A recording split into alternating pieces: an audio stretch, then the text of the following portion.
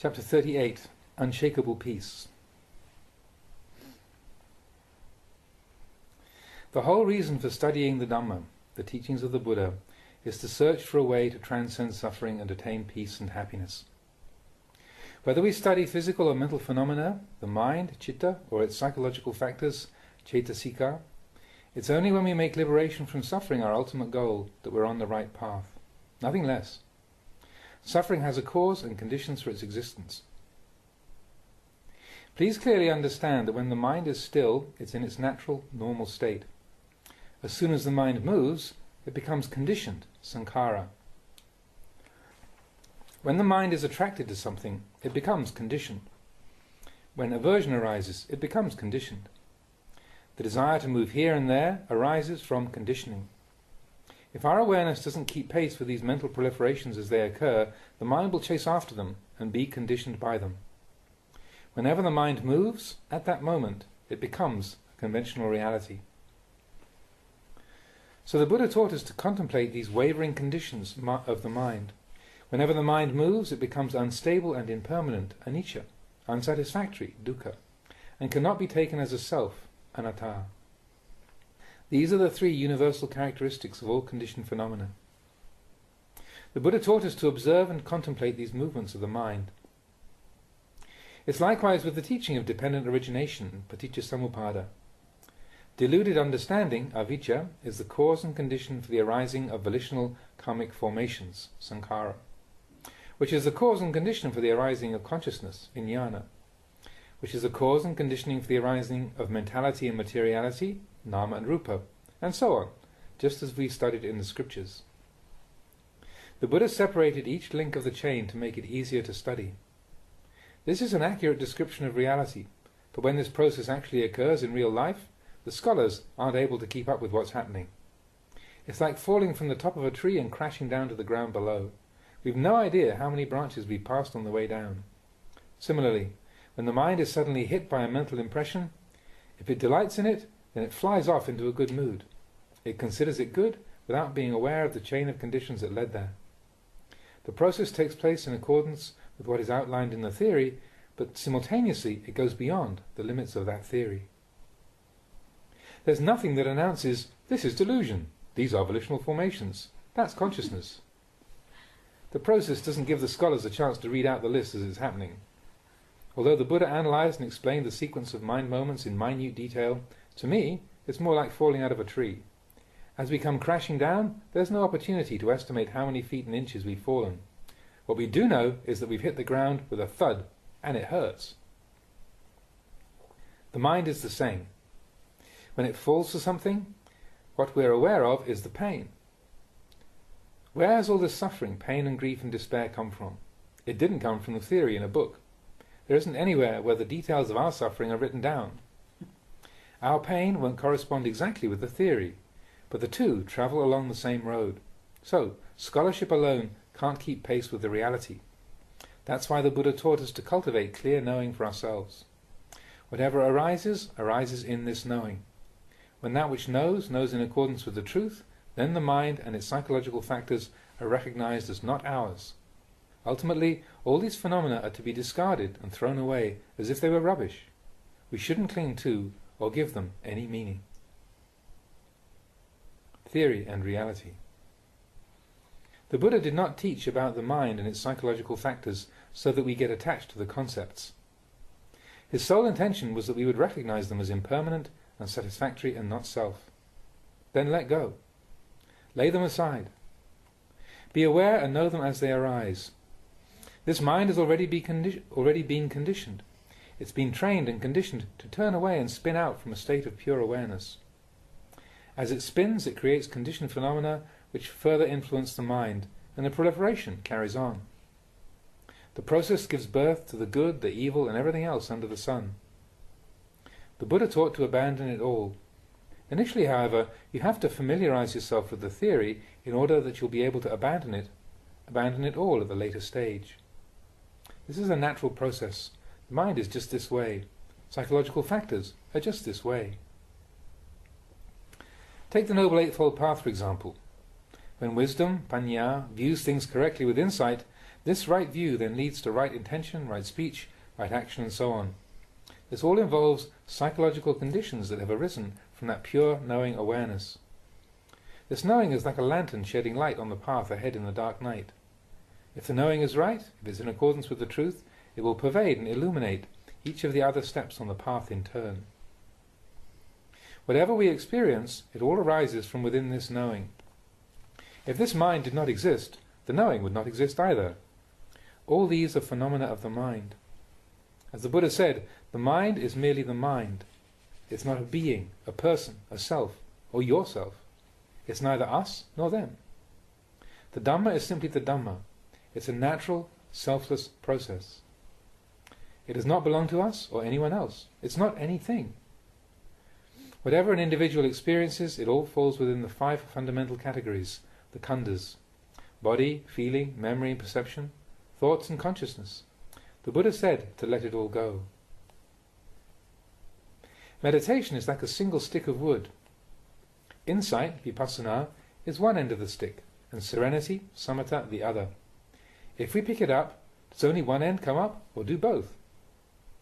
When anyone picks up a stick, both ends rise together. Which part then is vipassana? Which part is samatha? Where does one end and the other begin? They are both the mind. As the mind becomes peaceful, initially the peace will arise from the serenity of samatha.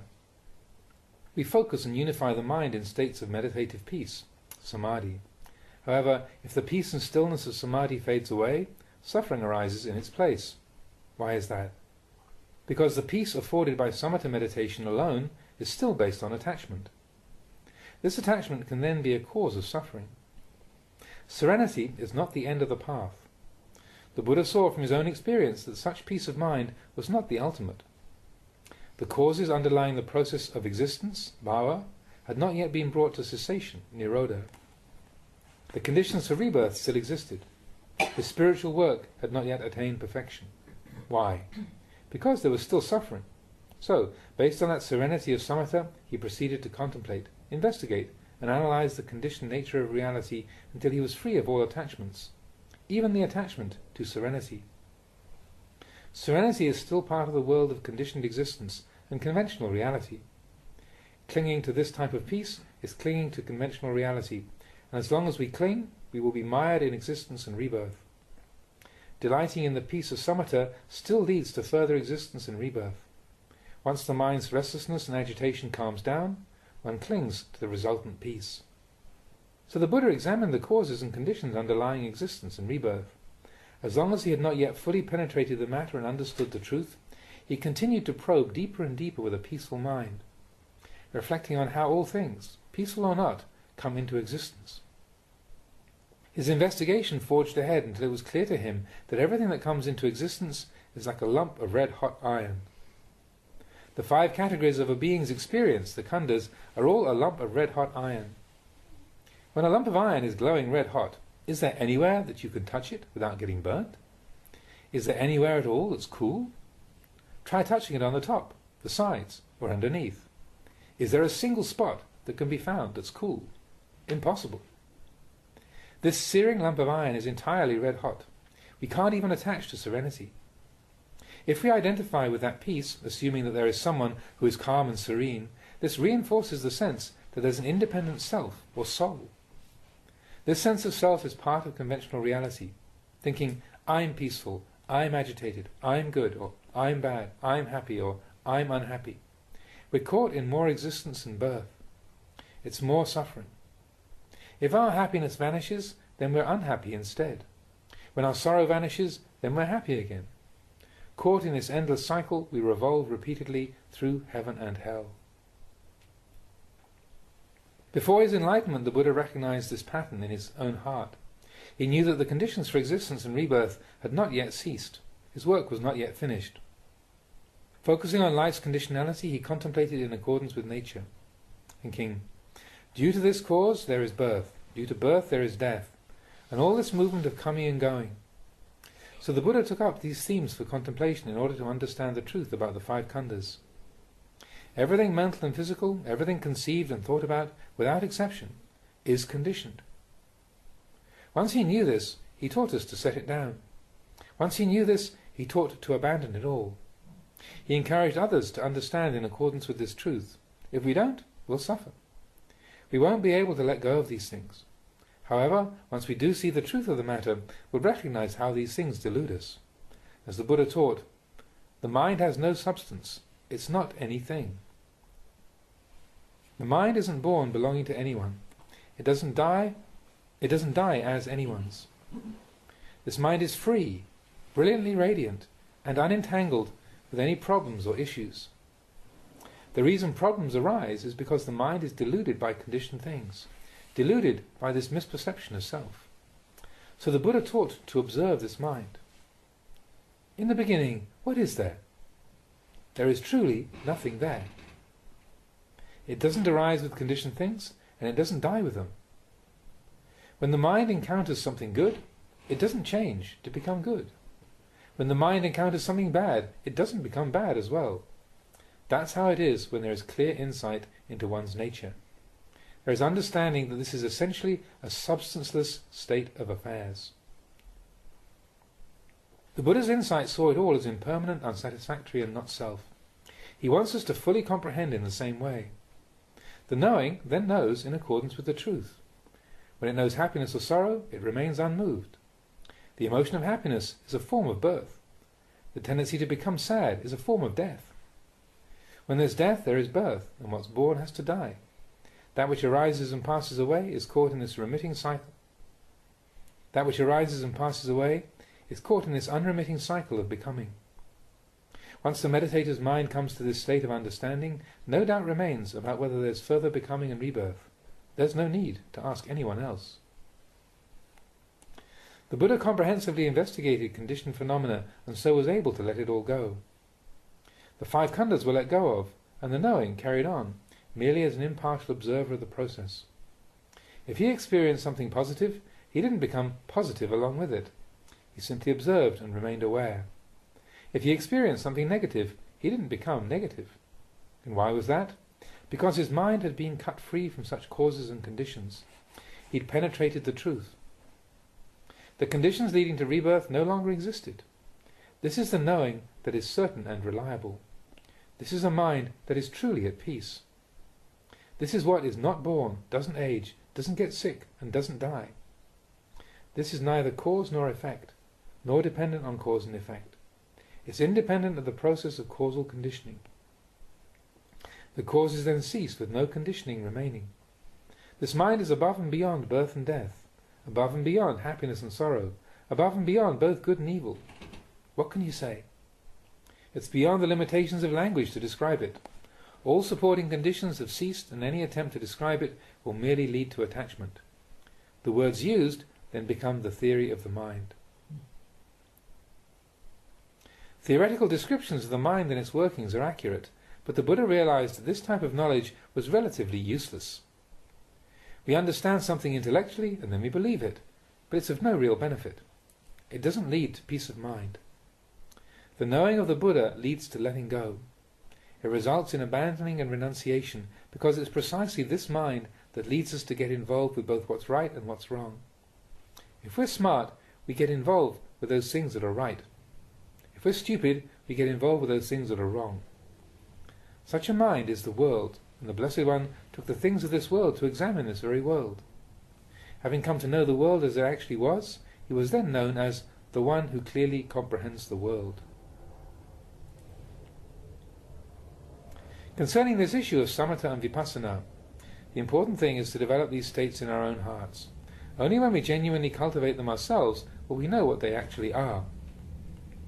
We can go and study what all the books say about psychological factors of the mind, but that kind of intellectual understanding is useless for actually cutting off selfish desire, anger, and delusion. We only study the theory about selfish desire, anger, and delusion, merely describing the various characteristics of these mental defilements. Selfish desire has this meaning, anger means that. Delusion is defined like this. Only knowing their theoretical qualities, we can talk about them only at that level. We know and we are intelligent, but when these defilements actually appear in our minds, do they correspond with the theory or not? When, for example, we experience something undesirable, do we react and get into a bad mood? Do we attach? Can we let it go? If aversion comes up and we recognize it, do we still hang on to it? Once we've seen it, do we let it go? If we find that we see something that we don't like and retain that aversion in our hearts, we better go back and start studying again. It's still not right. The practice is not yet perfect. When it reaches perfection, letting go happens. Look at it in this light. We truly have to look deeply into our own hearts if we want to experience the fruits of this practice. Attempting to describe the psychology of the mind in terms of the numerous separate moments of consciousness and their different characteristics is, in my opinion, not taking the practice far enough. There's still a lot more to it. If we're going to study these things, then we need to know them absolutely, with clarity and penetrative understanding. Without clarity of insight, how will we ever be finished with them? There's no end to it. We'll never complete our studies. Practicing Dhamma is thus extremely important. When I practiced, that's how I studied. I didn't know anything about mind moments or psychological factors. I just observed the quality of knowing. If a thought of hate arose, I asked myself why. If a thought of love arose, I asked myself why. This is the way. Whether it's labelled as a thought or called a psychological factor, so what? Just penetrate this one point until you're able to resolve these feelings of love and hate, until they completely vanish from the heart. When I was able to stop loving and hating under any circumstance, I was able to transcend suffering. Then it doesn't matter what happens next. The heart and mind are released and at ease. Nothing remains. It's all stopped. Practice like this. If people want to talk a lot about theory, that's their business. But no matter how much it's debated, the practice always comes down to this single point right here. When something arises, it arises right here. Whether a lot or a little, it originates right here. When it ceases, the cessation is right here. Where else? The Buddha called this point the knowing. When it knows the way things are accurately, in line with the truth, will understand the meaning of mind. Things incessantly deceive. As you study them, they're simultaneously deceiving you. How else can I put it? Even though you know about them, you're still being deluded by them, precisely where you know them. That's the situation. The issue is this: it's my opinion that the Buddha didn't intend that we only know what these things are called. The aim of the Buddha's teachings is to figure out the way to liberate ourselves from these things through searching for the underlying causes. Sila, Samadhi and Panya. I practiced Dhamma without knowing a great deal. I just knew that the path to liberation began with virtue, Sila. Virtue is the beautiful beginning of the path. The deep peace of Samadhi is the beautiful middle. Wisdom, Panya, is the beautiful end. Although they can be separated as three unique aspects of the training, as we look into them more and more deeply, these three qualities converge as one. To uphold virtue, you have to be wise. We actually advise people to develop ethical standards first by keeping the 5 precepts so that their virtue will become solid. However, the perfection of virtue takes a lot of wisdom. We have to consider our speech and actions and analyze their consequences. This is all the work of wisdom. We have to rely on our wisdom in order to cultivate virtue. According to the theory, virtue comes first, then samadhi, and then wisdom. But when I examined it, I found that wisdom is the foundation stone for every other aspect of the practice. In order to fully comprehend the consequences of what we say and do, especially the harmful consequences, we need to use wisdom to guide and supervise, to scrutinize the workings of cause and effect. This will purify our actions and speech. Once we become familiar with ethical and unethical behavior, we see the place to practice. We then abandon what's bad and cultivate what's good. We abandon what's wrong and cultivate what's right. This is virtue. As we do this, the heart becomes increasingly firm and steadfast. A steadfast and unwavering heart is free of apprehension, remorse and confusion concerning our actions and speech. This is samadhi. This stable unification of mind forms a secondary and more powerful source of energy in our Dhamma practice, allowing a deeper contemplation of the sights, sounds, etc. that we experience. Once the mind is established with firm and unwavering mindfulness and peace, we can engage in sustained inquiry into the reality of the body, feeling, perception, thought, consciousness, sights, sounds, smells, tastes, bodily sensations and objects of mind. As they continually arise, we continually investigate with a sincere determination not to lose our mindfulness. Then we'll know what these things actually are. They come into existence following their own natural truth. As our understanding steadily grows, wisdom is born. Once there's clear comprehension of the way things truly are, our old perceptions are uprooted and our conceptual knowledge transforms into wisdom. That's how virtue, samadhi and wisdom merge and function as one. As wisdom increases in strength and intrepidity, samadhi evolves to become increasingly firm. The more unshakable samadhi is, the more unshakable and all-encompassing virtue becomes. As virtue is perfected, it nurtures samadhi, and the additional strengthening of samadhi leads to a maturing of wisdom. These three aspects of the training mesh and intertwine. United they form the Noble Eightfold Path, the way of the Buddha. Once virtue, samadhi and wisdom reach their peak, this path has the power to eradicate those things which defile the kilesa, which defile the mind's purity. When sensual desire comes up, when anger and delusion show their face, this path is the only thing capable of cutting them down in their tracks. The framework for Dhamma practice is the Four Noble Truths. Suffering, dukkha, the origin of suffering, samudaya, the cessation of suffering, nirodha, and the path leading to the cessation of suffering, magga. This path consists of virtue, samadhi and wisdom, the framework for training the heart. Their meaning is not to be found in these words, but dwells in the depths of our hearts.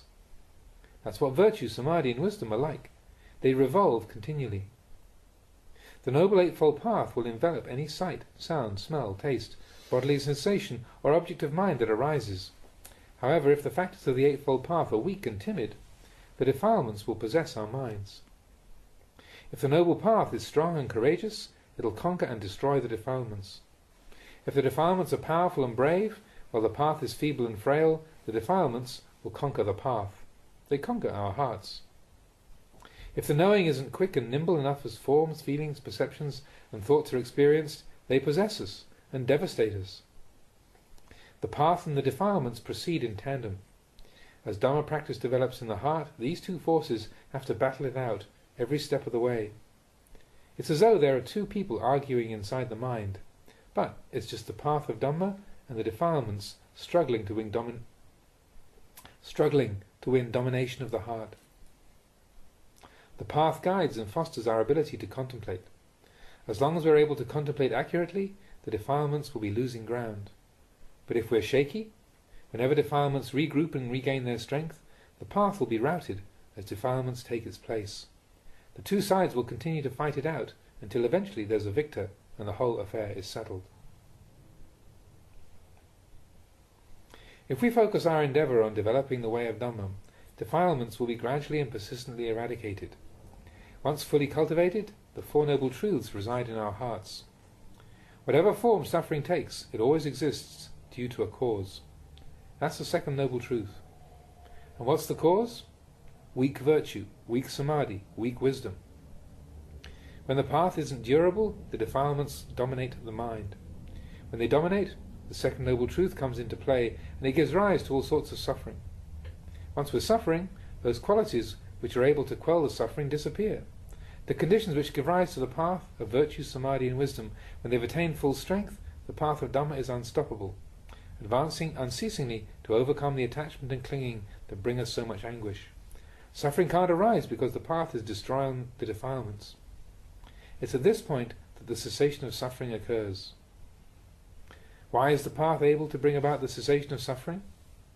Because virtue, samadhi and wisdom are attaining their peak of perfection, and the path has gathered an unstoppable momentum. It all comes together right here. I would say for anyone who practices like this, theoretical ideas about the mind don't come into the picture. If the mind is liberated from these, then it's utterly dependable and certain. Now, whatever path it takes, we don't have to goad it much and to keep it going straight. Consider the leaves of a mango tree. What are they like? By examining just a single leaf, we know. Even if there are 10,000 of them, we know what all those leaves are like. Just look at one leaf. The others are essentially the same. Similarly with the trunk.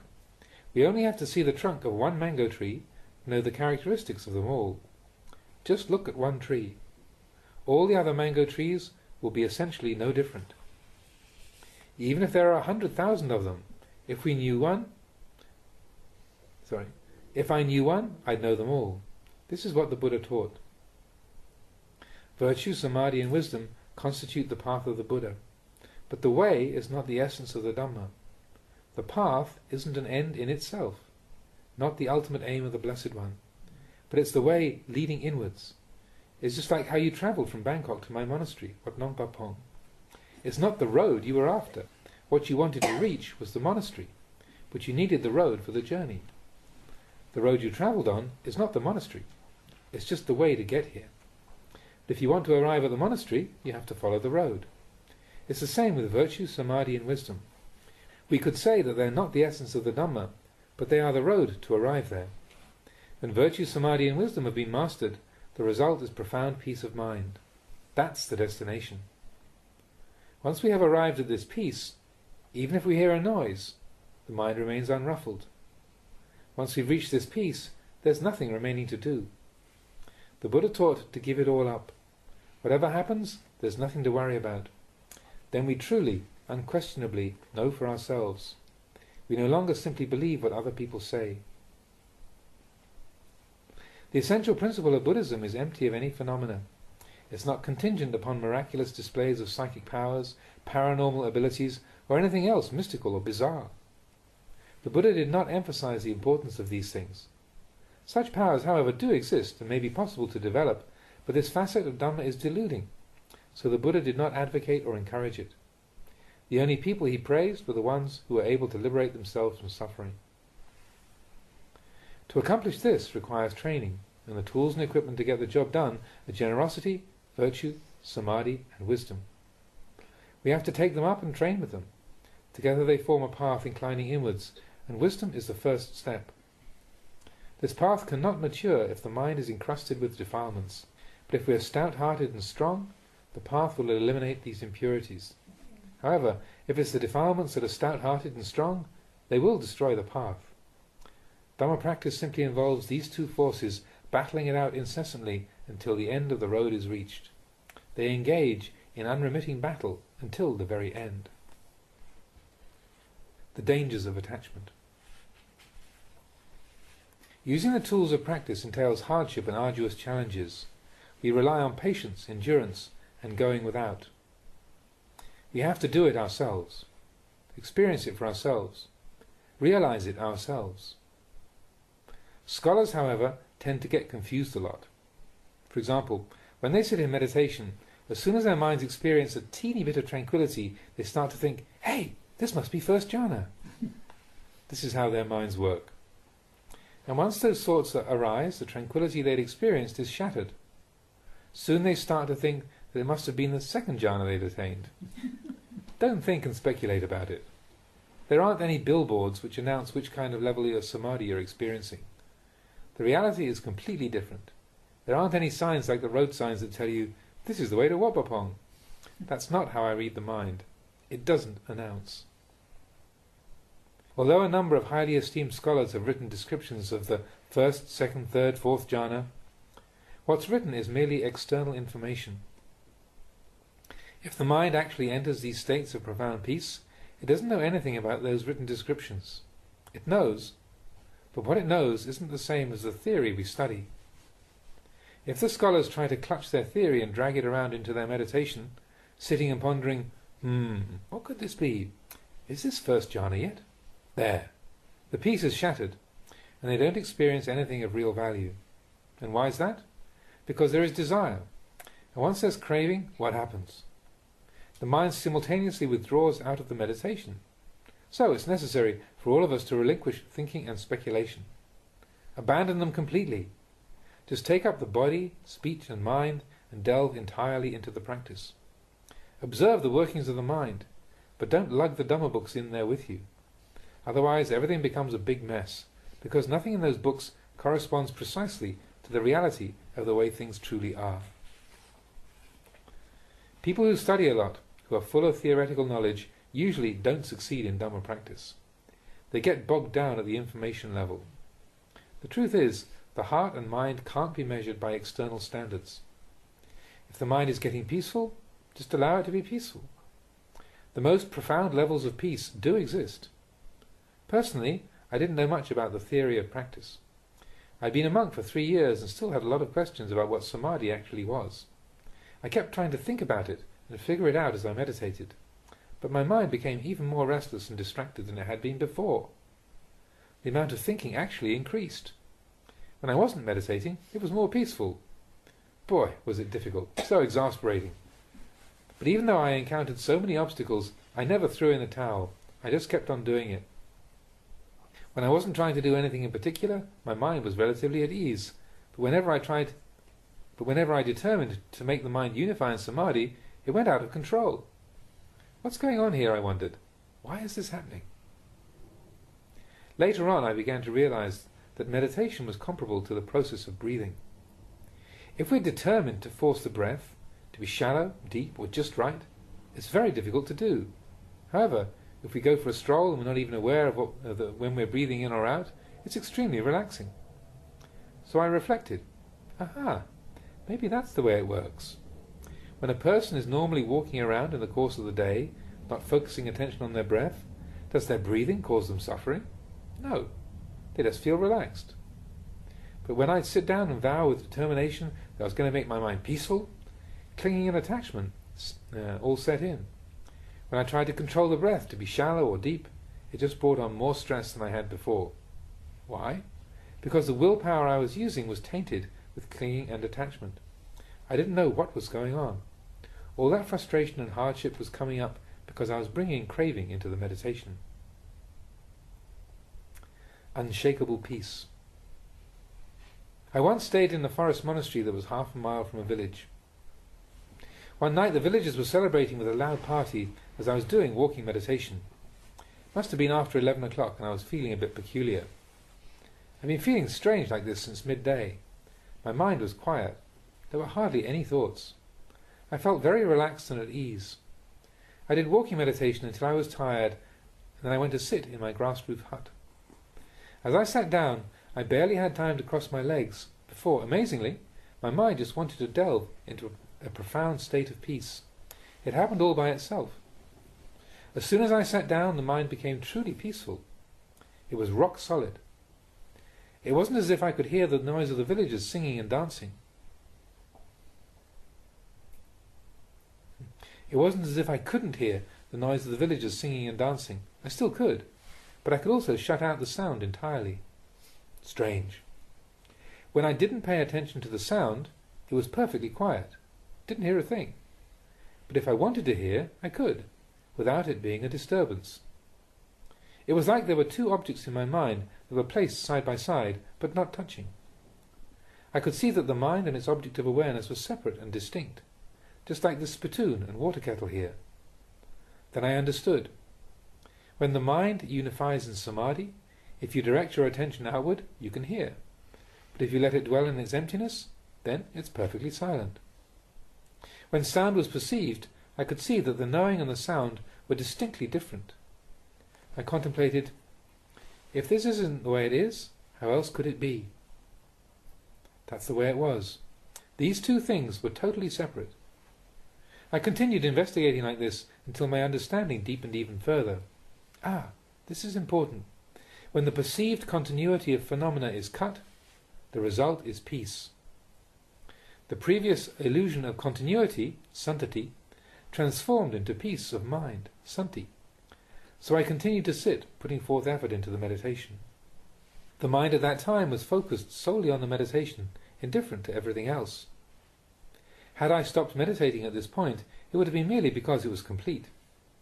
I could have taken it easy, but it wouldn't have been because of laziness, tiredness, or feeling annoyed. Not at all. These were absent from the heart. There was only perfect inner balance and equipoise, just right. Eventually I did take a break, but it was only the posture of sitting that changed. My heart remained constant, unwavering and unflagging. I pulled a pillow over, intending to take a rest. As I reclined, the mind remained just as peaceful as it had been before. Then, just before my head hit the pillow, the mind's awareness began to flow inwards. I didn't know where it was headed, but it kept flowing deeper and deeper within.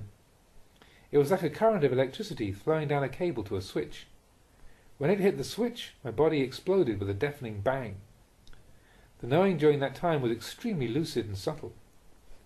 Once past that point, the mind was released to penetrate deeply inside.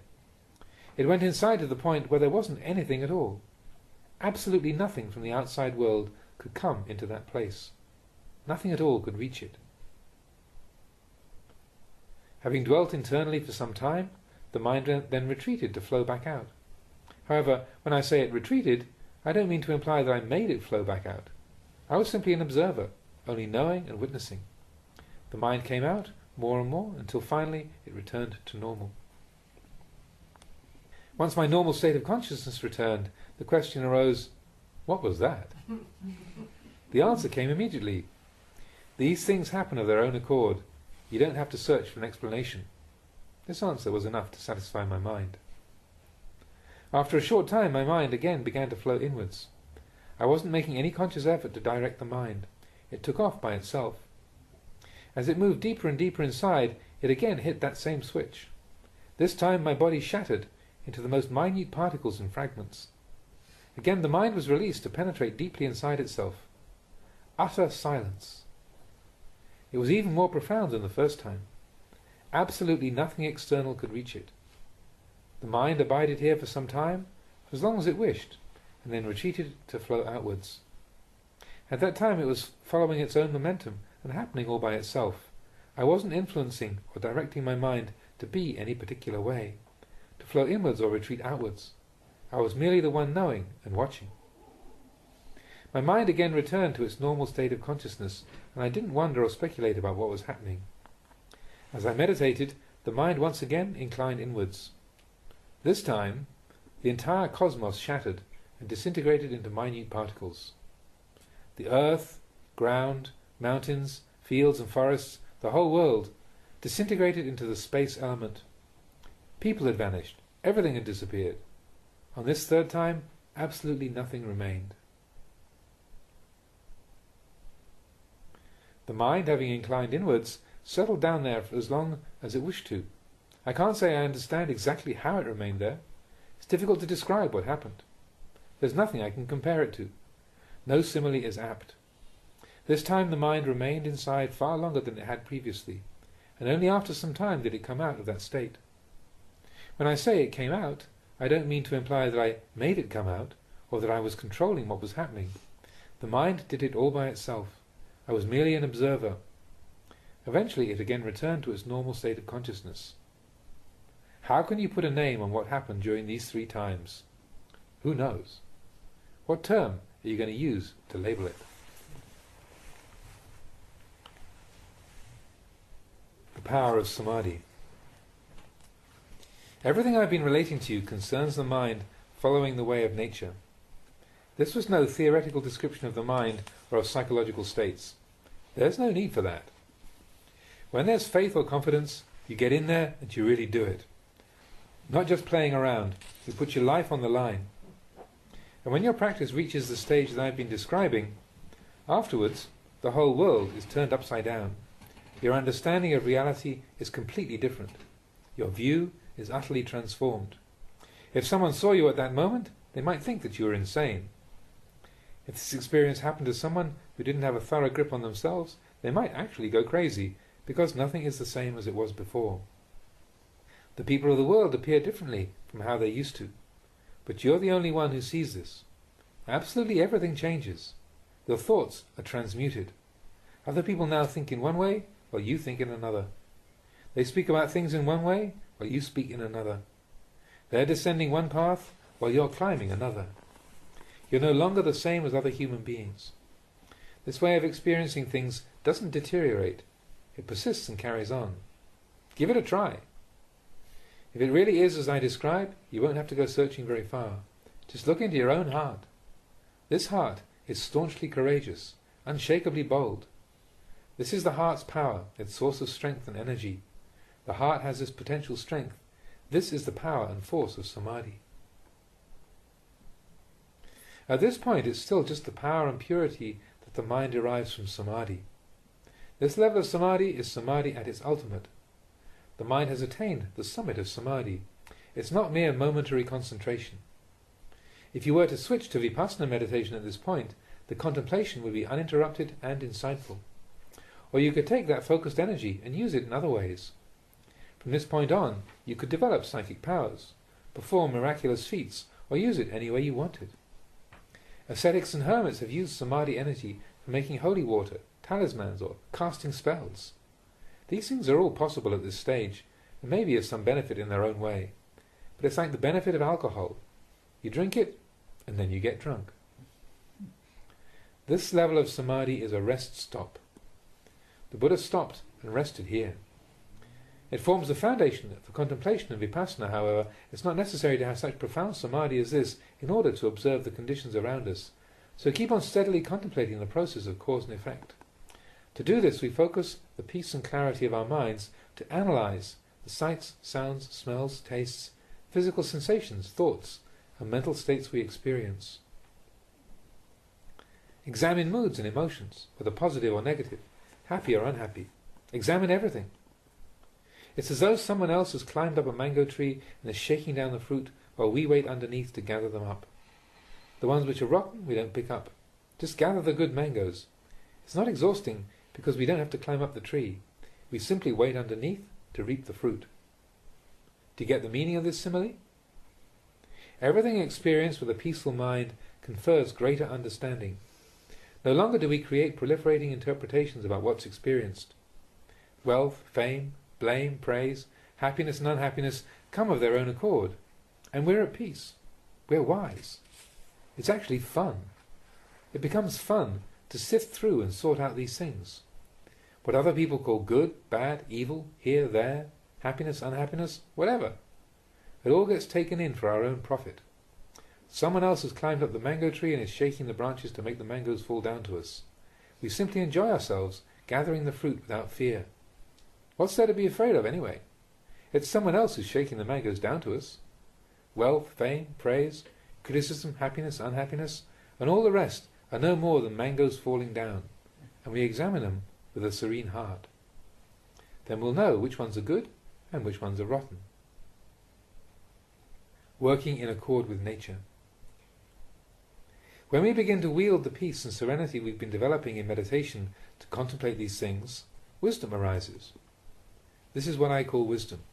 This is vipassana. It's not something fabricated and construed. If we're wise, vipassana will develop naturally. We don't have to label what's happening. If there's only a little clarity of insight, we call this little vipassana. When clear seeing increases a bit, we call that moderate vipassana. If knowing is fully in accordance with the truth, we call that ultimate vipassana. Personally, I prefer to use the word panya, wisdom, rather than vipassana. If we think we're going to sit down from time to time and practice vipassana meditation, quote unquote, we're going to have a very difficult time of it. Insight has to proceed from peace and tranquility. The entire process will happen naturally of its own accord. We can't force it. The Buddha taught that this process matures at its own rate. Having reached this level of practice, we allow it to develop according to our innate capabilities, spiritual aptitude, and the merit we've accumulated in the past. But we never stop putting effort into the practice. Whether the progress is swift or slow is out of our control. It's just like planting a tree. The tree knows how fast it should grow. If we want it to grow more quickly than it is, this is pure delusion. If we want it to grow more slowly, recognize this as a delusion as well. If we do the work, the results will be forthcoming, just like planting a tree. For example, say we wanted to plant a chili bush. Our responsibility is to dig a hole, plant the seedling, water it, fertilize it, and protect it from insects. This is our job, our end of the bargain. This is where faith then comes in. Whether the chili plant grows or not is up to it. It's not our business. We can't go tugging on the plant, trying to stretch it and make it grow faster. This is not how nature works.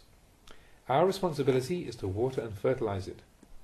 Practicing Dhamma is the same way. It puts our heart at ease. Okay. Practicing Dhamma in the same way puts our hearts at ease. If we realize enlightenment in this lifetime, that's fine.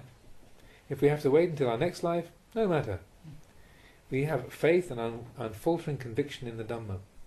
Whether we progress quickly or slowly is up to our innate capabilities, spiritual aptitude, and the merit we've accumulated so far. Practicing like this puts the heart at ease. It's like we're riding in a horse cart. We don't put the cart before the horse. Or it's like trying to plough a rice paddy when walking in front of our water buffalo rather than behind. What I'm saying here is that the mind is getting ahead of itself. It's impatient to get quick results. That's not the way to do it. Don't walk in front of your water buffalo. You have to walk behind the water buffalo. It's just like the chili plant we're nurturing. Give it water and fertilizer and it'll do the job. It'll do the job of absorbing the nutrients. When ants or termites come to infest it, we chase them away. Doing just this much is enough for the chili to grow beautifully on its own. And once it's grown beautifully, we don't try to force it to flower when we think it should flower. It's none of our business. It will just create useless suffering. Allow it to bloom on its own. And once the flowers do bloom, don't demand that it immediately produce chili peppers. Don't rely on coercion. That really causes suffering. Once we figure this out, we understand what our responsibilities are and what they're not. Each has their specific duty to fulfill. The mind knows its role in the work to be done. If the mind doesn't understand its role, it'll try to force the chili plant to produce peppers on the very day we plant it. The mind will insist that it grow, flower, and produce peppers all in one day. This is nothing but the second noble truth. Craving causes suffering to arise. If we're aware of this truth and ponder it, we'll understand that trying to force results in our Dhamma practice is pure delusion. It's wrong. Understanding how it works, we let go and allow things to mature according to our innate capabilities, spiritual aptitude, and the merit that we've accumulated along the way. We keep doing our part. Don't worry that it might take a long time. Even if it takes 100 or 1,000 lifetimes to get enlightened, so what? However many lifetimes it takes, we just keep practicing with a heart at ease, comfortable with our pace. Our mind has entered the stream. There's nothing to fear. It will have gone beyond even the smallest evil action. The Buddha said that the mind of a Sotapanna, a stream enterer, someone who has attained the first stage of enlightenment, who has entered the stream of Dhamma that flows to enlightenment, these people will never again have to experience the grim lower realms of existence, never again fall into hell. How could they possibly fall into hell when their minds have abandoned evil? They've seen the danger in making bad karma. Even if you tried to force them to do or say something evil, they would be incapable of it. So there's no chance of ever descending into hell or the lower realms of existence. Their minds are flowing with the current of Dhamma. Once you're in the stream, you know what your responsibilities are. You comprehend the work ahead. You understand how to practice Dhamma. You know when to strive hard and when to relax. You comprehend your body and mind.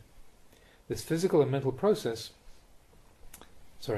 You comprehend your body and mind, this physical and mental process, and you renounce the things that should be renounced, continually abandoning without a shred of doubt. Changing our vision. In my life of practicing Dhamma, I didn't attempt to master a wide range of subjects, just one. I refined this heart. Say we look at a body. If we find that we're attracted to a body, then analyze it. Have a good look. Head hair, body hair, nails, teeth and skin. The Buddha taught us to thoroughly and repeatedly contemplate these parts of the body. Visualize them separately. Pull them apart. Peel off the skin and burn them up. This is how to do it. Stick with this meditation until it's firmly established and unwavering. See everyone the same. For example, when the monks and novices go into the village on alms round in the morning, whoever they see, whether it's another monk or a villager, they imagine him or her as a dead body, a walking corpse staggering along the road ahead of them. Remain focused on this perception. This is how to put forth effort. It leads to maturity and development. When you see a young woman you find attractive, imagine her as a walking corpse, her body putrid and reeking from decomposition. See everyone like that. And don't let them get too close. Don't allow the infatuation to persist in your heart. If you perceive others as putrid and reeking, I can assure you, the infatuation won't persist. Contemplate until you're sure about what you're seeing, until it's definite, until you're proficient. Whatever path you then wander down, you won't go astray. Put your whole heart into it. Whenever you see someone, it's no different from looking at a corpse. Whether male or female, look at that person as a dead body. And don't forget to see yourself as a dead body. Eventually, this is all that's left. Try to develop this way of seeing as thoroughly as you can. Train with it until it's increasingly becoming a part and parcel of your mind. I promise, it's great fun, if you actually do it. But if you're preoccupied with reading about it in books, you'll have a difficult time of it. You've got to do it. And do it with utmost sincerity. Do it until this meditation becomes a part of you. Make realization of truth your aim. If you're motivated by the desire to transcend suffering, then you'll be on the right path. These days there are many people teaching vipassana and a wide range of meditation techniques. I'll say this, doing vipassana is not easy. We can't just jump straight into it. It won't work if it's not proceeding from a high standard of morality. Find out for yourself. Moral discipline and training precepts are necessary, because if our behavior, actions and speech aren't impeccable, we'll never be able to stand on our own 2 feet. Meditation without virtue is like trying to skip over an essential section of the path. Similarly, occasionally you hear people say, you don't need to develop tranquility, skip over it and go straight into the insight meditation of vipassana. Sloppy people who like to cut corners say things like this. They say you don't have to bother with moral discipline. Upholding and refining your virtue is challenging, not just playing around. If we could skip over all the teachings on ethical behavior, we'd have it pretty easy, wouldn't we? Whenever we'd encounter a difficulty, we just avoid it by skipping over it.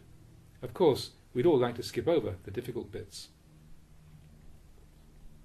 There was once a monk I met who told me he was a real meditator.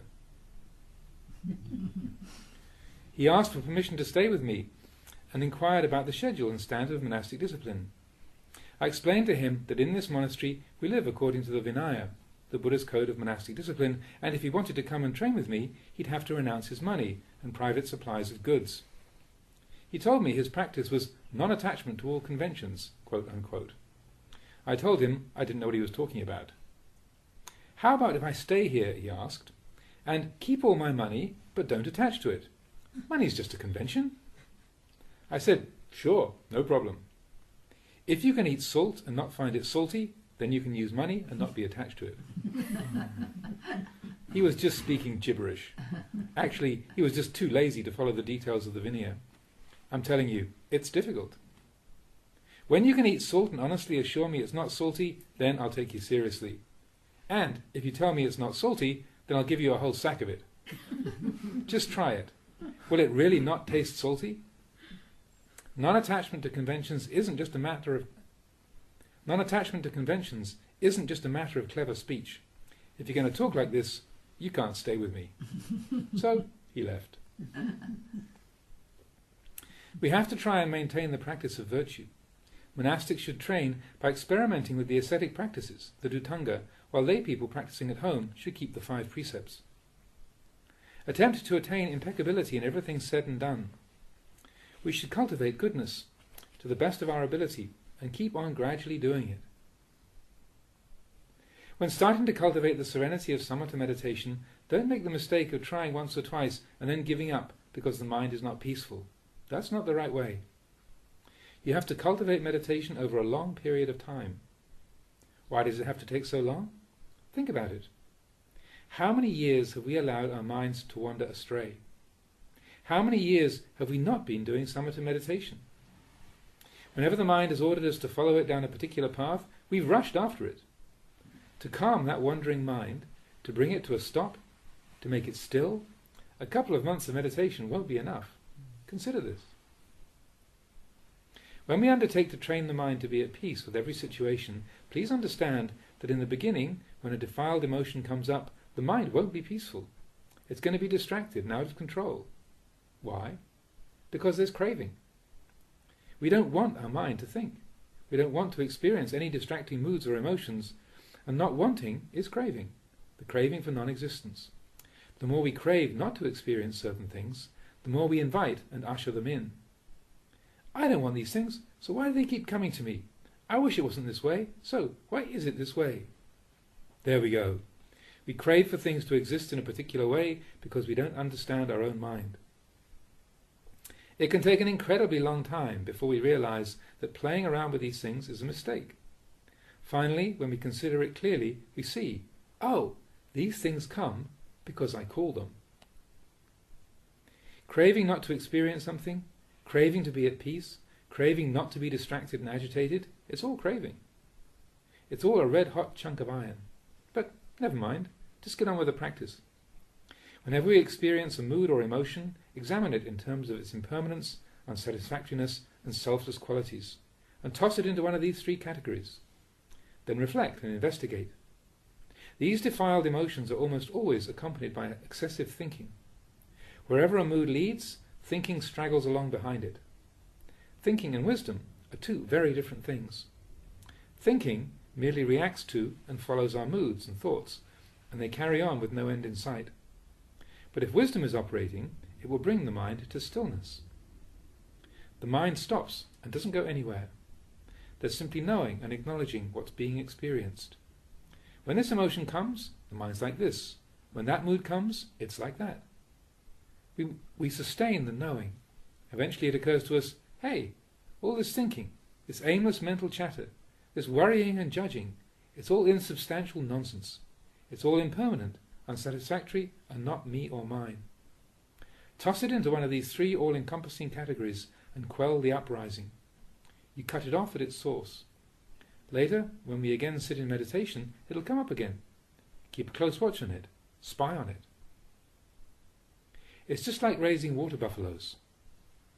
You've got the farmer, some rice plants, and the water buffalo. Now, the water buffalo wants to eat those rice plants. Rice plants are what the water buffaloes like to eat, right? Your mind is a water buffalo. Defiled emotions are like the rice plants. The knowing is the farmer. Dhamma practice is like this, no different. Compare it for yourself. When tending a water buffalo, what do? You release it, allowing it to wander freely, but you keep a close eye on it. If it strays too close to the rice plants, you yell out. When the buffalo hears, it backs away. Don't be inattentive, oblivious to what the buffalo's doing. If you've got a stubborn water buffalo that won't heed your warning, take a stick and give it a stout whack on the backside. Then it won't dare go near the rice plants. Don't get caught taking a siesta. If you lie down and doze off, those rice plants will be history. Dhamma practice is the same. You watch over your mind. The knowing tends the mind. Those people who keep a close watch over their minds will be liberated from Mara's snare, quote unquote. And yet, this knowing mind is also the mind. So, who's the one observing the mind? Such ideas can make you extremely confused. The mind is one thing, the knowing another, and yet the knowing originates in this very same mind. What does it mean to know the mind? What's it like to encounter moods and emotions? What's it like to be without any defiled emotions whatsoever? That which knows what these things are is what is meant by the knowing, quote unquote. The knowing observantly follows the mind, and it's from this knowing that wisdom is born. The mind is that which thinks and gets entangled in emotions, one after another, precisely like our water buffalo. Whatever directions it strays in, maintain a watchful eye. How could it get away? If it starts to drift over towards the rice plants, yell out.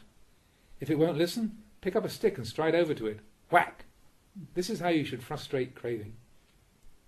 Training the mind is no different. When the mind experiences an emotion and instantly grabs it, it's the job of the knowing to teach. Examine the mood to see if it's good or bad. Explain to the mind how cause and effect functions. And when it again grabs onto something that it thinks is adorable, the knowing has to again teach the mind, again explain cause and effect, until the mind is able to cast that thing aside. This leads to peace of mind. After finding out that whatever it grabs and grasps is inherently undesirable, the mind simply stops.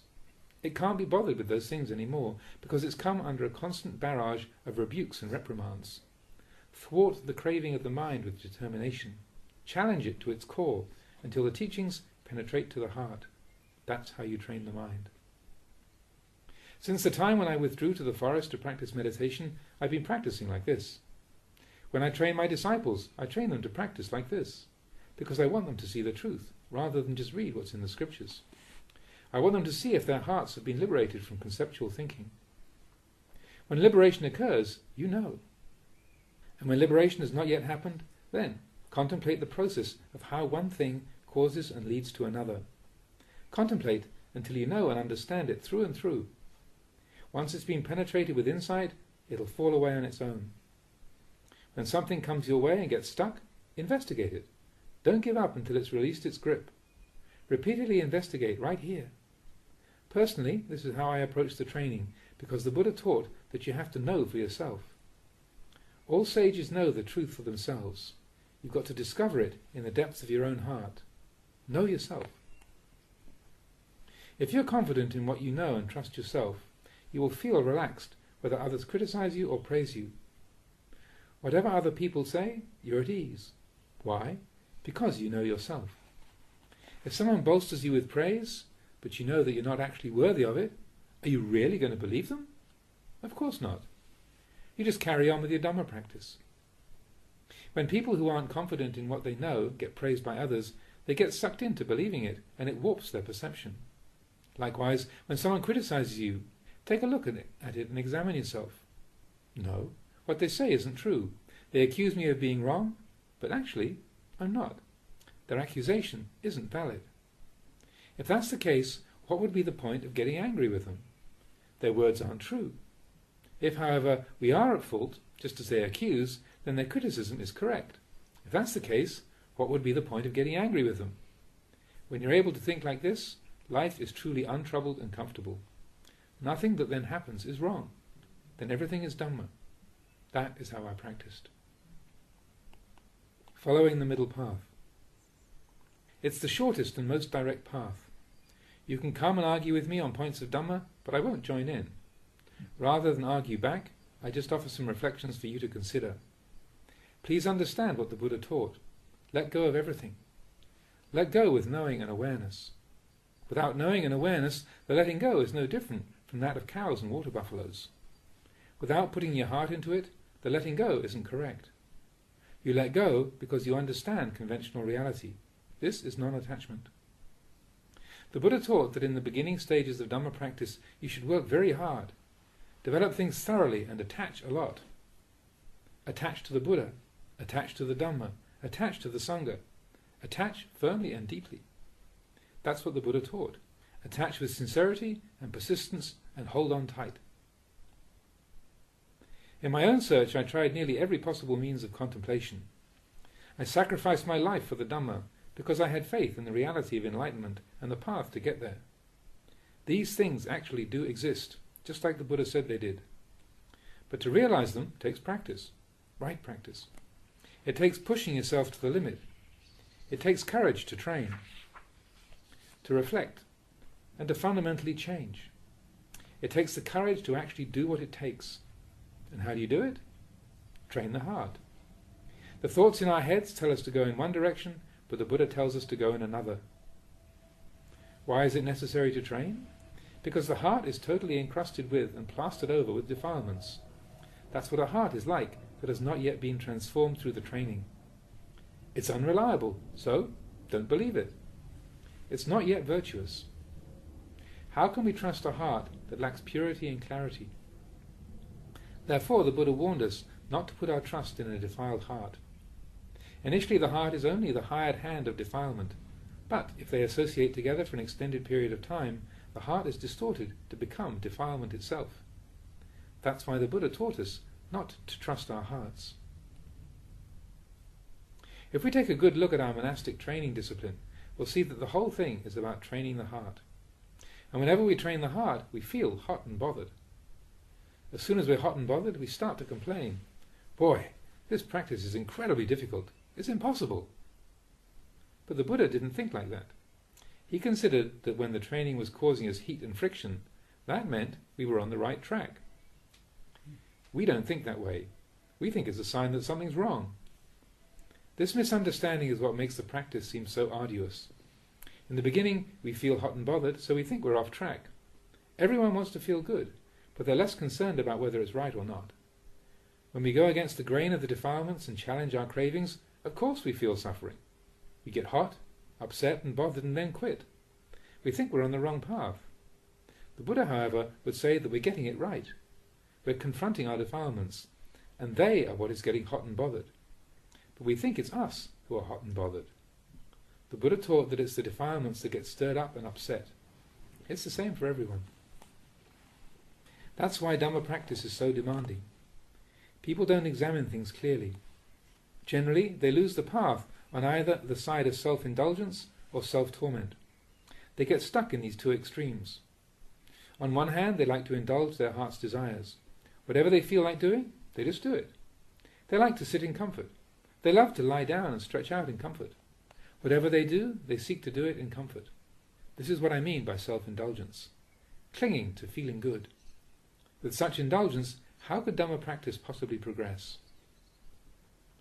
If we can no longer indulge in comfort, sensuality and feeling good, we become irritated. We get upset and angry and suffer because of it. This is falling off the path on the side of self-torment. This is not the path of a peaceful sage, not the way of someone who's still. The Buddha warned not to stray down these two side tracks of self-indulgence and self-torment. When experiencing pleasure, just know that with awareness.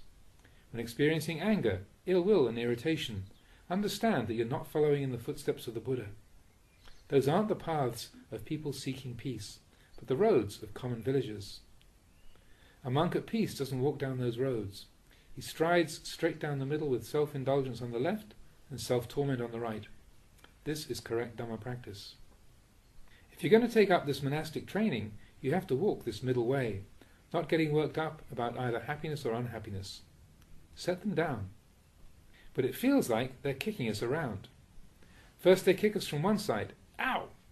Then they kick us from the other, ow! We feel like the clapper in our wooden bell, knocked back and forth from side to side. The middle way is all about letting go of happiness and unhappiness, and the right practice is the practice in the middle. When the craving for happiness hits and we don't satisfy it, we feel the pain.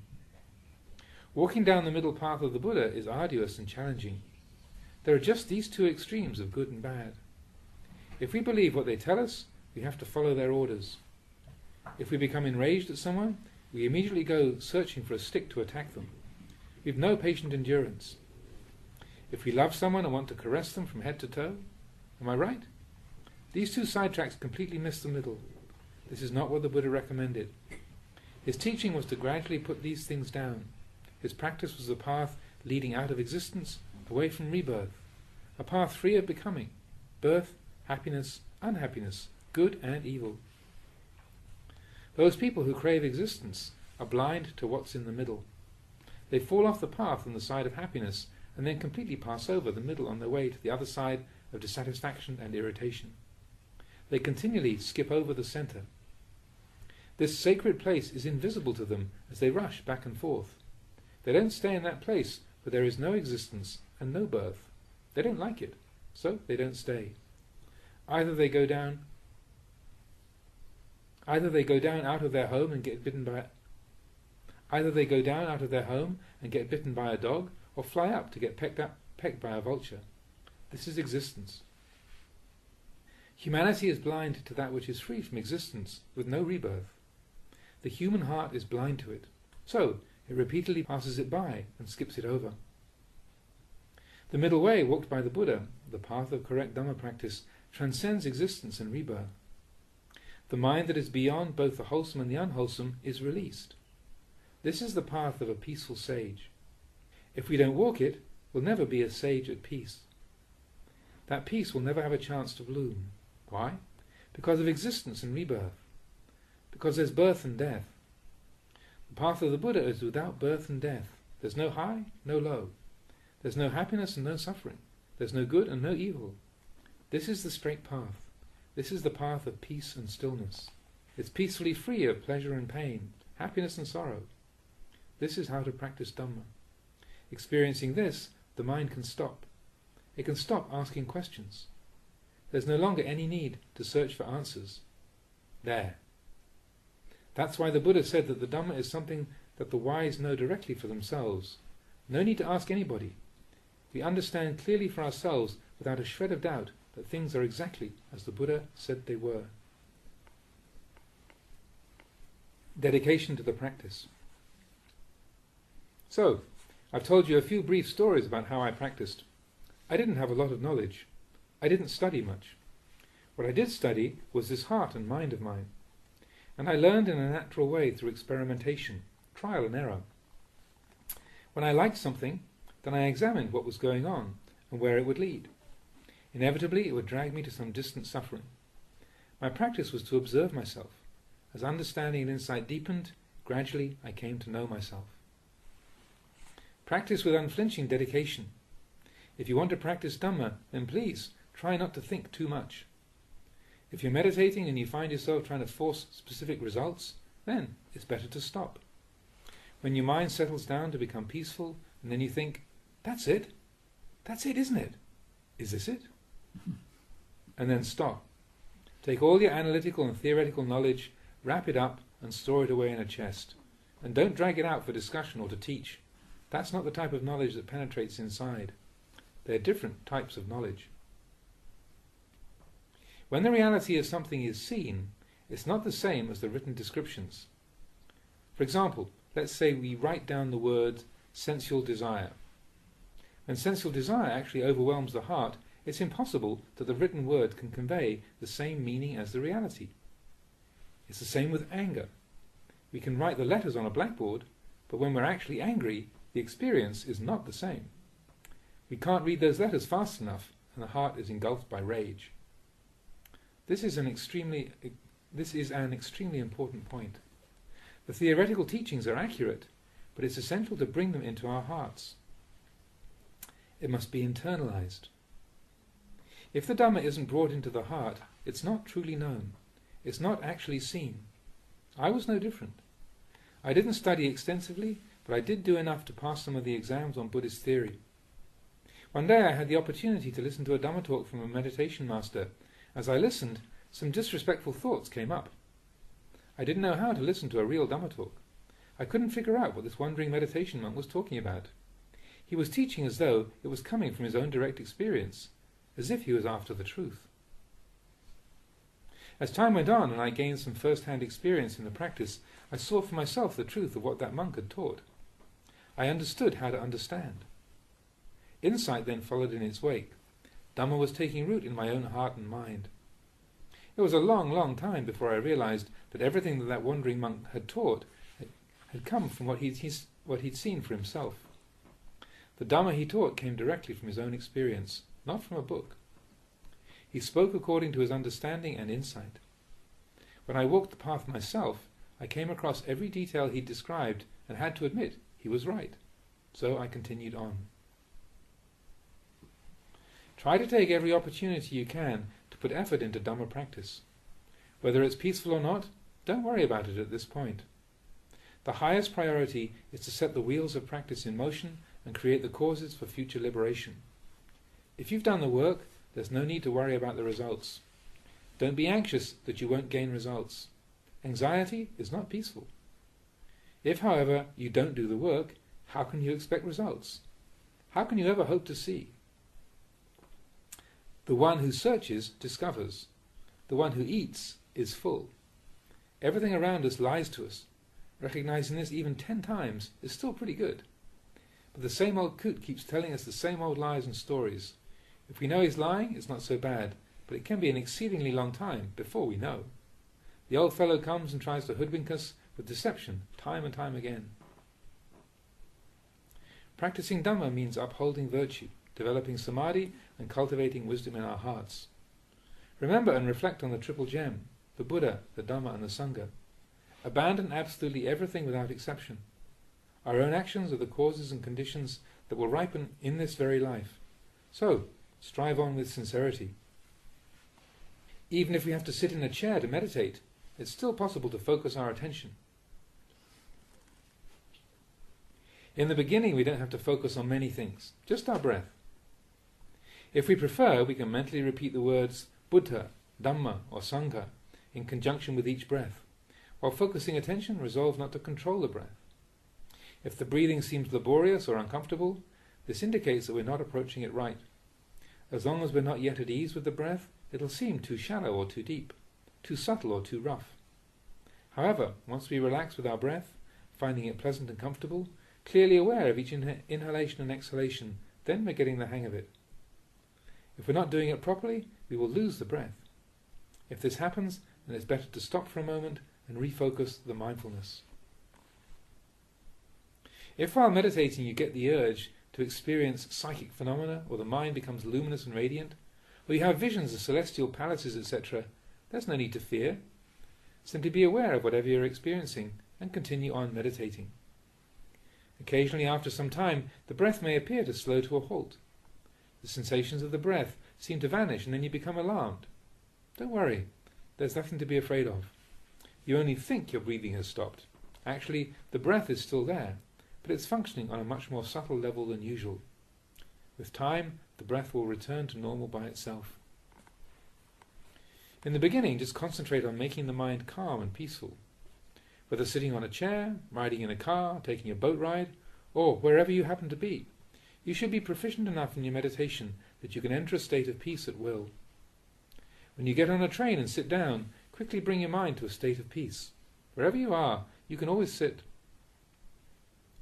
This level of proficiency indicates that you're becoming familiar with the path.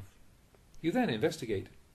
Utilize the power of this peaceful mind to investigate what you experience. At times, it's what you see. At times, what you hear, smell, taste, feel with your body, or think and feel in your heart. Whatever sensory experience presents itself, whether you like it or not, take that up for contemplation. Simply know what you're experiencing. Don't project meaning or interpretations onto those objects of sense awareness. If it's good, just know that it's good. If it's bad, just know that it's bad. This is conventional reality. Good or evil, it's all impermanent, unsatisfying and not self. It's all undependable. None of it is worthy of being grasped or clung to. If you can maintain this practice of peace and inquiry, wisdom will automatically be generated. Everything sensed and experienced then falls into these three pits of impermanence, unsatisfactoriness and not self. This is vipassana meditation. The mind is already peaceful, and whenever impure states of mind surface, throw them away into one of these three rubbish pits. This is the essence of vipassana, discarding everything into impermanence, unsatisfactoriness and not self. Good, bad, horrible, or whatever, toss it down. In a short time, understanding and insight, feeble insight that is, will blossom forth in the midst of the three universal characteristics. At this beginning stage, the wisdom is still weak and feeble, but try to maintain this practice with consistency. It's difficult to put into words, but it's like if somebody wanted to get to know me, they'd have to come and live here. Eventually, with daily contact, we will get to know each other. Respect the tradition. It's high time we started to meditate. Meditate to understand, to abandon, to relinquish, and to be at peace. I used to be a wandering monk. I travelled by foot to visit teachers and seek solitude. I didn't go around giving Dhamma talks. I went to listen to the Dhamma talks of the great Buddhist masters of the time. I didn't go to teach them. I listened to whatever advice they had to offer. Even when young or junior monks tried to tell me what the Dhamma was, I listened patiently. However, I rarely got into discussions about the Dhamma. I couldn't see the point in getting involved in lengthy discussions. Whatever teachings I accepted, I took on board straight away, directly, where they pointed to renunciation and letting go. What I did for renunciation and letting go. We don't have to become experts in the scriptures. We're getting older with every day that passes, and every day we pounce on a mirage, missing the real thing. Practicing the Dhamma is something quite different from studying it. I don't criticize any of the wide variety of meditation styles and techniques.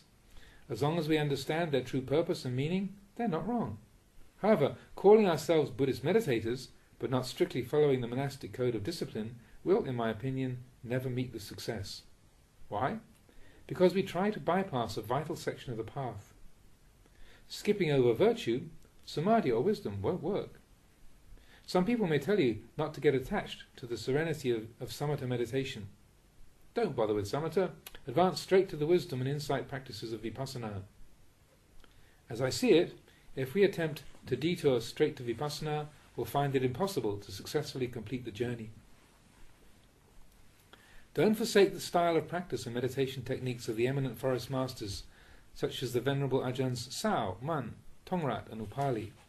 The path they taught is utterly reliable and true, if we do it the way they did. If we follow in their footsteps, we'll gain true insight into ourselves. Ajahn Sao cared for his virtue impeccably. He didn't say we should bypass it. If these great masters of the forest tradition recommended practicing meditation and monastic etiquette in a particular way, then, out of deep respect for them, we should follow what they taught. If they said to do it, then do it. If they said to stop because it's wrong, then stop. We do it out of faith. We do it with unwavering sincerity and determination. We do it until we see the Dhamma in our own hearts, until we are the Dhamma. This is what the forest masters taught. Their disciples consequently developed profound respect, awe and affection for them, because it was through following their path that they saw what their teachers saw. Give it a try. Do it just like I say. If you actually do it, you'll see the Dhamma. Be the Dhamma. If you actually undertake the search, what would stop you? The defilements of the mind will be vanquished if you approach them with the right strategy. Be someone who renounces, one who is frugal with words, who is content with little, and who abandons all views and opinions stemming from self-importance and conceit. You will then be able to listen patiently to anyone, even if what they're saying is wrong. You'll also be able to listen patiently to people when they're right. Examine yourself in this way. I assure you it's possible, if you try. Scholars, however, rarely come and put the Dhamma into practice. There are some, but they are few. It's a shame. The fact that you've made it this far and have come to visit is already worthy of praise. It shows inner strength. Some monasteries only encourage studying. The monks study and study on and on, with no end in sight, and they never cut that which needs to be cut. They only study the word peace. But if you can stop still, you'll discover something of real value. This is how you do research. This research is truly valuable and completely immobile. It goes straight to what you've been reading about. If scholars don't practice meditation, however, their knowledge has little understanding. Once they put the teachings into practice, those things which they studied about then become vivid and clear. So, start practicing. Develop this type of understanding. Give living in the forest a try. Come and stay in one of these tiny huts. Try out this training for a while, and testing it for yourself would be Trying out this training for a while and testing it out for yourself would be of far greater value than just reading books. Then you can have discussions with yourself. While observing the mind, it's as if it lets go and rests in its natural state. When it ripples and wavers from this still, natural state, in the form of thoughts and concepts, the conditioning process of sankhara gets in motion. Be very careful and keep a watchful eye on this process of conditioning. Once it moves and is dislodged from this natural state, Dhamma practice is no longer on the right track.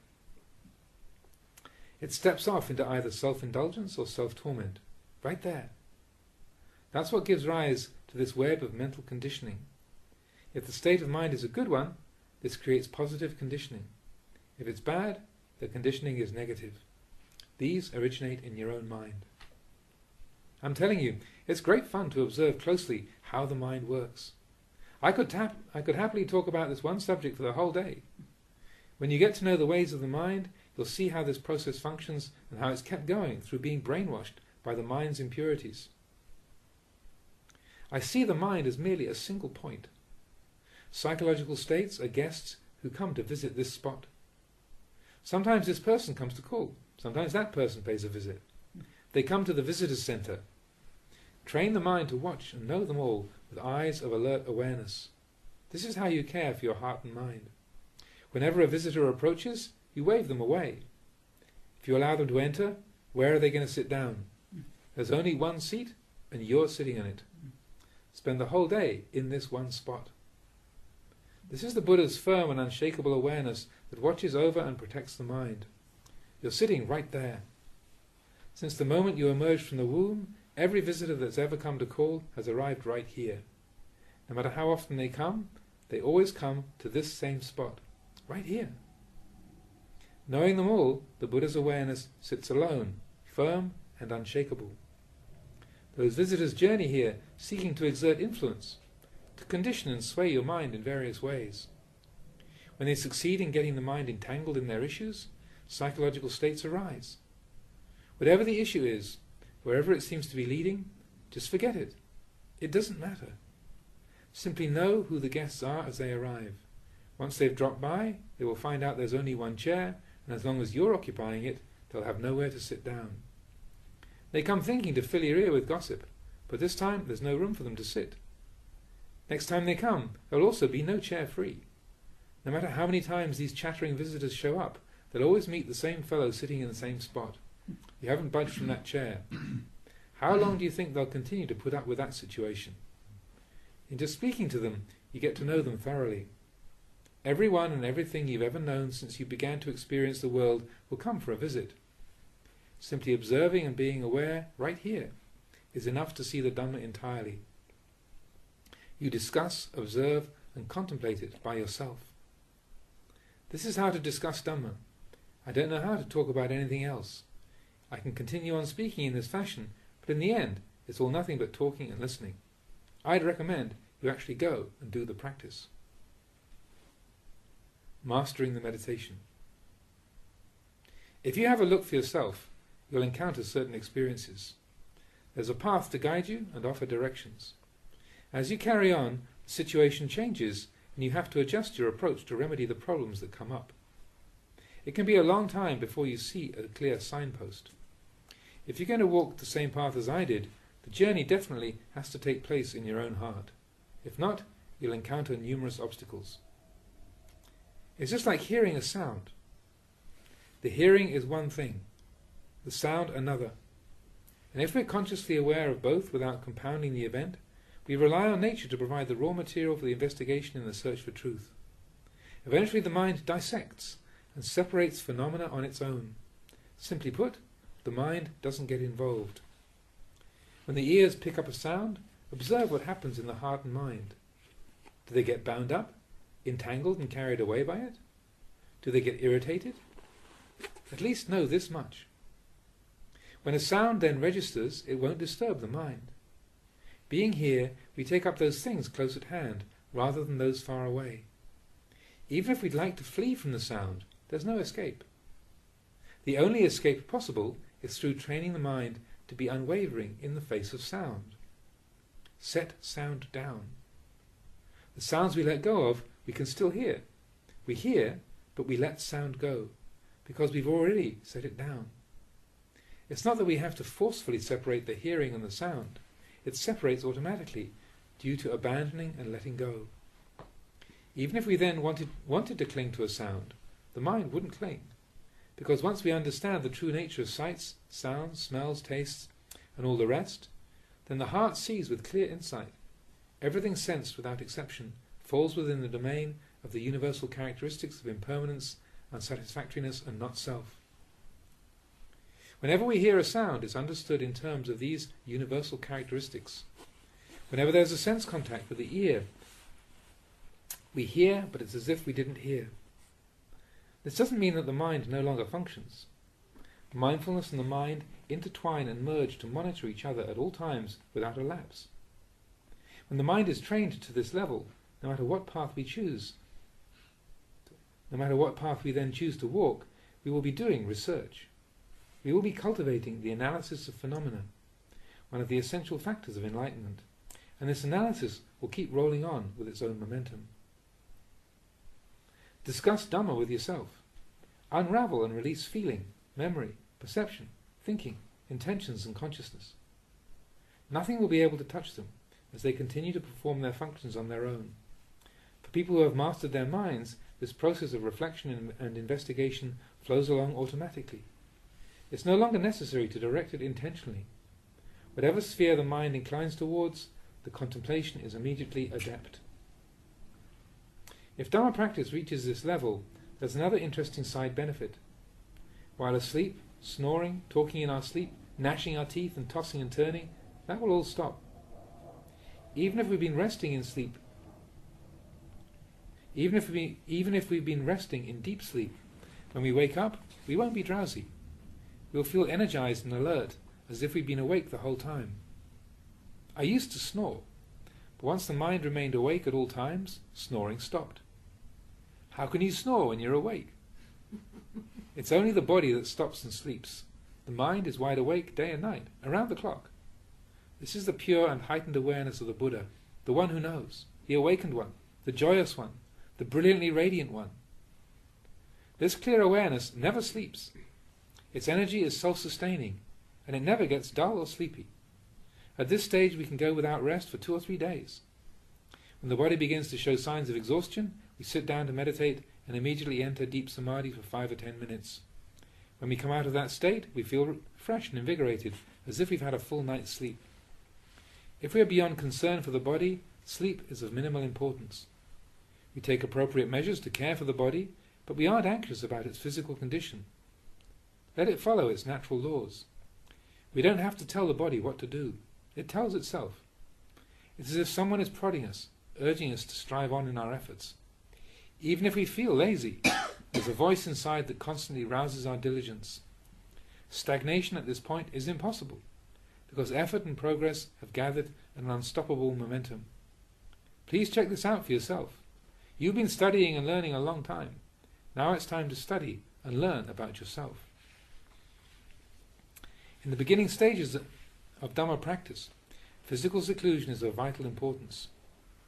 When you live alone in isolation, you'll recall the words of Venerable Sariputta. Physical seclusion is the cause and condition for the arising of mental seclusion. States of profound samadhi, free from external sense contact. This seclusion of the mind is in turn a cause and condition for seclusion from mental defilements, enlightenment. And yet some people still say that seclusion is not important. If your heart is peaceful, it doesn't matter where you are. It's true, but in the beginning stages we should remember that physical seclusion in a suitable environment comes first. Today or sometime soon, seek out a lonely cremation ground in a remote forest, far from any habitation. Experiment with living all alone, or seek out a fear-inspiring mountain peak. Go off and live alone, okay? You'll have lots of fun, all night long. Only then will you know for yourself. Even I once thought that physical seclusion wasn't particularly important. That's what I thought. But once I actually got out there and I did it, I reflected on what the Buddha taught. The Blessed One encouraged his disciples to practice in remote locations far removed from society. In the beginning, this builds a foundation for internal seclusion of the mind, which then supports the unshakable seclusion from defilements. For example, say you're a layperson with a home and a family. What seclusion do you get? When you return home, as soon as you step inside the front door, you get hit with chaos and complication. There's no physical seclusion.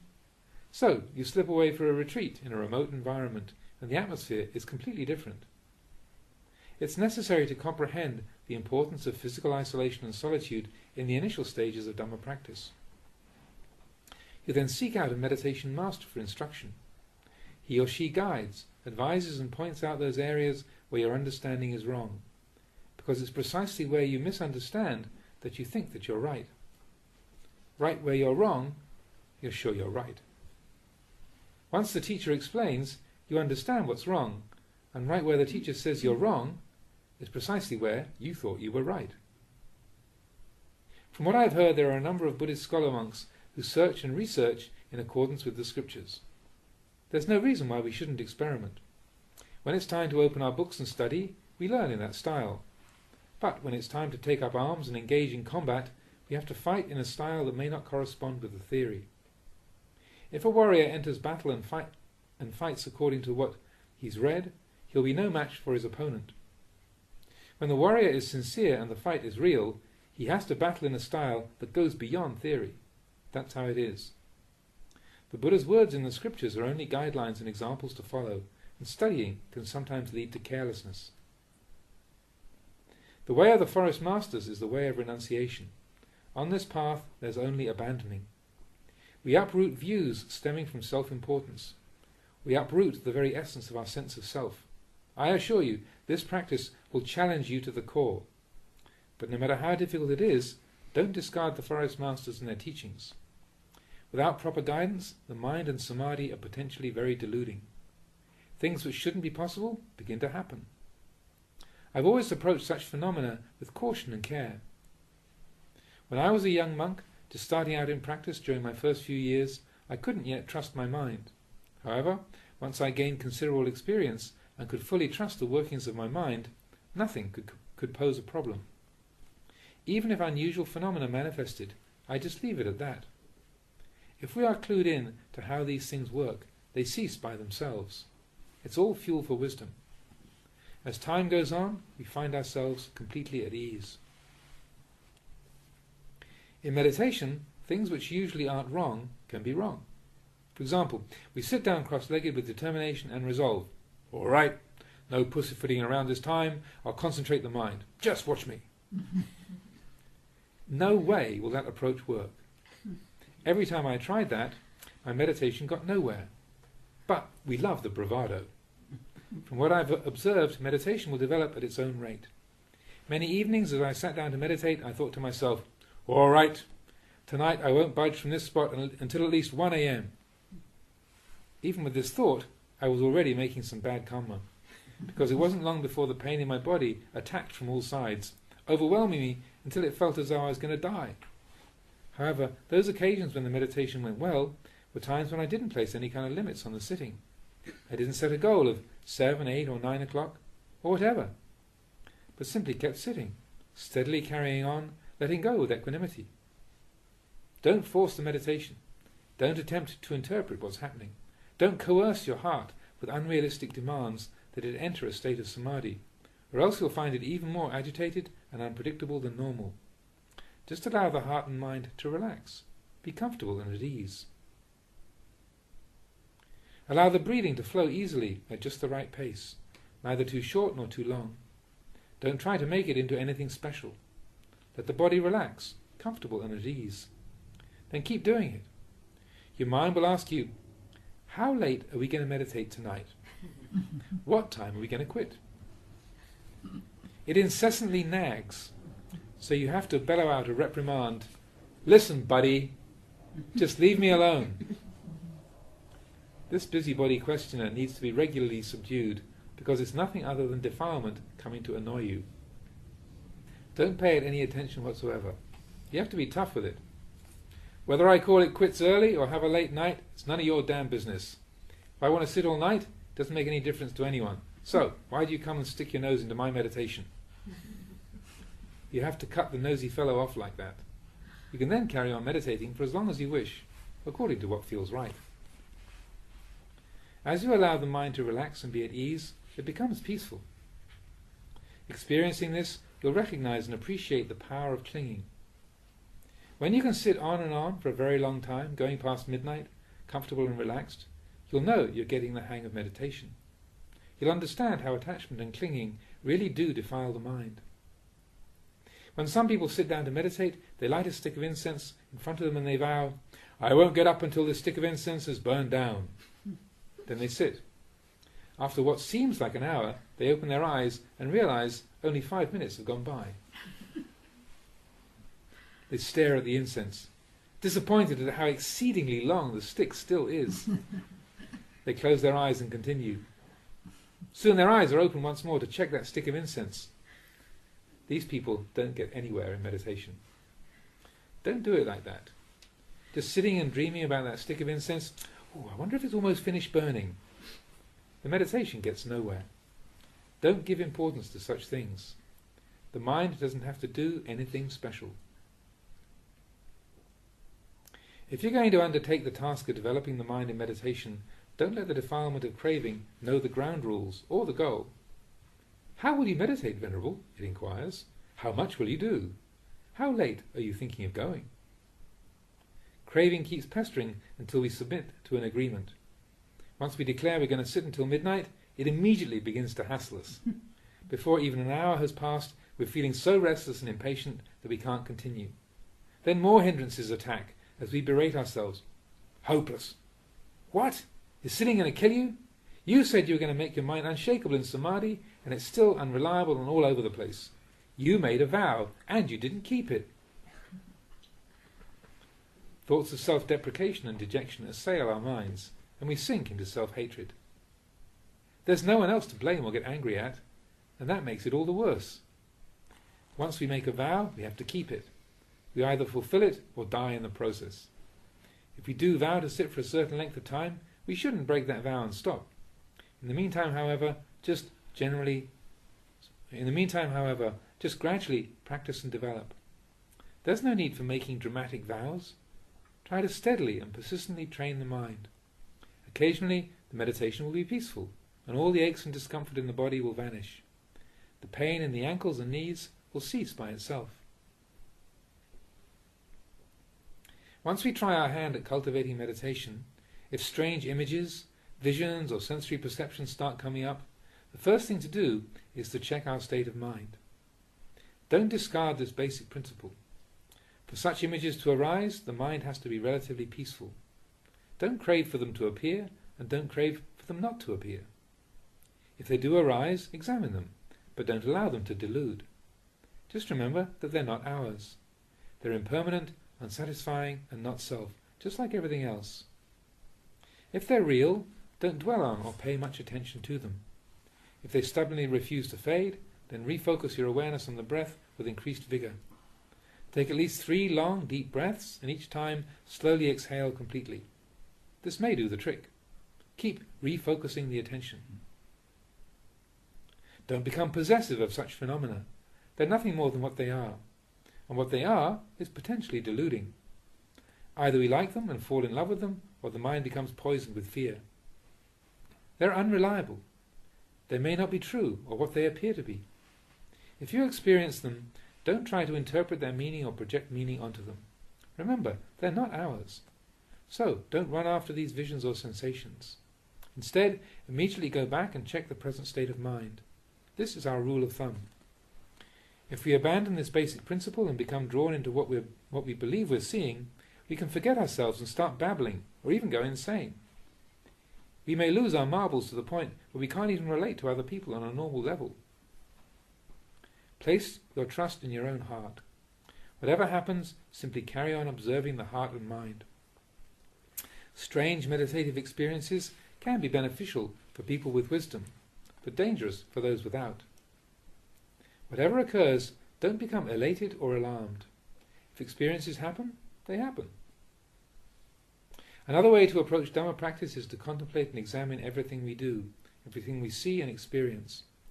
Never discard the meditation. When some people finish sitting or walking meditation, they think it's time to stop and rest. They stop focusing their minds on the object of meditation or theme of contemplation. They completely drop it. Don't practice like that. Whatever you see, inquire into what it really is. Contemplate the good people in the world. Contemplate the evil ones too. Take a penetrating look at the rich and powerful, the destitute and poverty-stricken. When you see a child, an elderly person, or a young man or woman, investigate the meaning of age. Everything is fuel for inquiry. This is how you cultivate the mind. The contemplation that leads to the Dhamma is the contemplation of conditionality, the process of cause and effect. In all its various manifestations, major and minor, black and white, good and bad, in short everything, when you think, recognize it as a thought and contemplate that it's merely that, nothing more. All these things wind up in the graveyard of impermanence, unsatisfactoriness and not self. So, don't possessively cling to any of them. This is the cremation ground of all phenomena. Bury and cremate them in order to experience the truth. Having insight into impermanence means not allowing ourselves to suffer. It's a matter of investigating with wisdom. For example, we obtain something we consider good or pleasurable, and so we're happy. take a close and sustained look at this goodness and pleasure. Sometimes, after having it for a long time, we get fed up with it. We want to give it away or sell it. If there's nobody who wants to buy it, we're ready to throw it away. Why? What are the reasons underlying this dynamic? Everything is impermanent, inconstant and changing. That's why. If we can't sell it or even throw it away, we start to suffer. The entire issue is like that. And once one incident is fully understood, no matter how many more similar situations arise, they're all understood to be just the same. That's simply the way things are. As the saying goes, if you've seen one, you've seen them all. Occasionally we see things we don't like. At times we hear annoying or unpleasant noises and get irritated. Examine this and remember it, because sometime in the future we might like those noises. We might actually delight in those very same things we once detested. It's possible. Then it occurs to us with clarity and insight. Aha! All things are impermanent, unable to fully satisfy and not self. Throw them into the mass grave of these universal characteristics. The clinging to the likable things we get, have and are, will then cease. We come to see everything as essentially the same. Everything we then experience generates insight into the Dhamma. Everything I've said so far is simply for you to listen to and think about. It's just talk, that's all. When people come to see me, I speak. These sorts of subjects aren't the things that we should sit around and gab about for hours. Just do it. Get in there and do it. It's like when we call a friend to go somewhere. We invite them, we get an answer, and then we're off, without a big fuss. We say just the right amount and leave it at that. I can tell you a thing or two about meditation because I've done the work. But you know, maybe I'm wrong. Your job is to investigate and find out for yourself if what I say is true. Anyone?